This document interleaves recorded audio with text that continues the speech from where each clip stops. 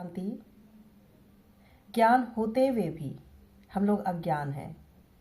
हम लोग धार्मिक पुस्तकें पढ़ते हैं, महात्मा या फिर कोई साधु संत की बातें सुनते भी हैं, ज्ञान देते भी हैं, कहीं ना कहीं से ज्ञान प्राप्त करते भी हैं, लेकिन उस ज्ञान को कभी भी जीवन में उतारने की कोशिश नहीं करते हैं, धारण करने की कोशिश नहीं करते। परंतु भगवान हम मनुष्यों को क्रियात्मक रूप से ज्ञान को धारण करने की शक्ति भी प्रदान करते हैं।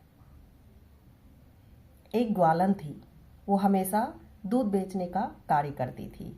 वह अपने गांव से दूसरे गांव दूध को बेचने जाती थी। हर सुबह जाती दूध बेचने और शाम को अपने घर वापस आ जाती थी। उसके गांव और दूसरे गांव के बीच के रास्ते में एक नदी पड़ता था। उस नदी को पार करके उसे दूसरा गांव जाना पड़ता था। एक दिन वो दूध बेचने अपने घर से निकली तो वो नदी पार करके जब दूसरे गांव पहुंचती है तो देखती है कि एक जगह भीड़ इकट्ठा है। तो वहां जाती है तो देखती है कि एक महात्मा जी सत्संग कर रहे हैं। तो वो कुछ देर सत्संग में बैठ जाती है और महात्मा की बातें सुनने लगती है। सुनने में उसे बहुत ही रोचक लगता है। सुनते सुनते एक बार महात्मा जी एक वाक्य कहते हैं कि परमात्मा में इतनी शक्ति है कि उनका नाम लेने से हमें भवसागर पार करा देते हैं। फिर वहां से सुनने के बाद वो दूध बेचने चली जाती है। दूध बेच के आते के क्रम में भी अच्छी बातें साधु की सुन लेती है और घर वापस आ जाती है। यही दैनिक क्रिया उसकी चलती रही। डेली वो दूध बेचने जाती, बातें सुनती महात्मा की, अपना दूध बेचती, फिर घर लौटते समय भी सुनकर घर वापस आ जाती। एक दिन दूध बेचने समय उसे घर लौटने में शाम हो गया। तो वहां पे नदी के किनारे नाव नहीं खड़े थे, नाविक नहीं थे। तो वो महात्मा की बात को याद की कि महात्मा जी कहते हैं अगर सच्चे हृदय से ईश्वर का नाम लिया जाए तो वो बड़ा सा बड़ा भवसागर भी पार करा देते हैं। ये तो एक छोटी सी नदी है।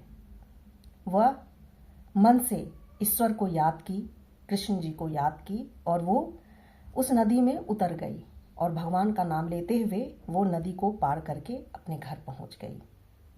जब वो देखती है कि मैं तो सही में नदी को पार कर ली भगवान का नाम लेने से, तो वो आते जाते अब वो नाव पे नहीं बैठती, बस भगवान का नाम लेती और नदी को पार कर लेती।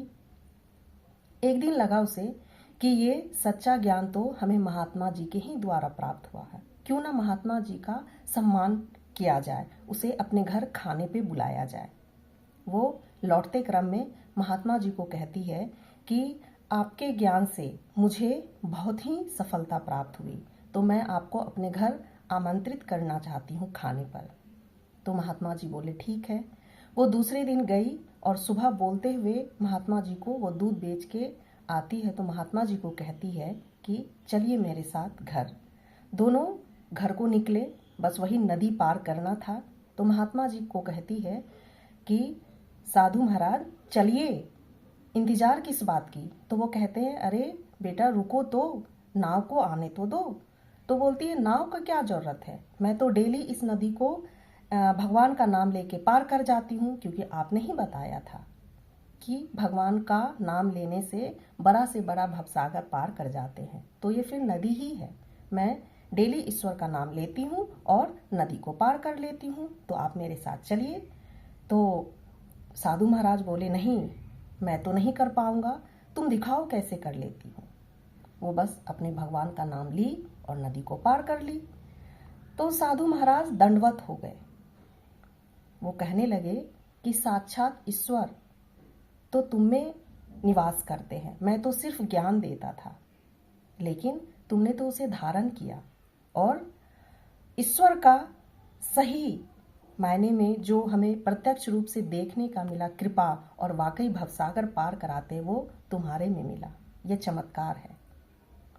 तो हमारे जीवन में भी यही है। इस कहानी से हमें यही शिक्षा मिलती है कि हम हर चीज कहीं ना कहीं अच्छी चीजों को सुनते हैं, देखते हैं, लेकिन उसे अपने जीवन में क्रियात्मक रूप से कभी ला नहीं पाते हैं। बस सुनकर उसको रख देते हैं, कभी उपयोग नहीं कर पाते हैं। जीवन में जब भी कोई अच्छी बातें आए कोई बातें को सुने तो उसे जीवन में लाने की कोशिश करें। तो देखिए, बड़ा सा बड़ा भवसागर भी पार कर लेंगे। ओम शांति।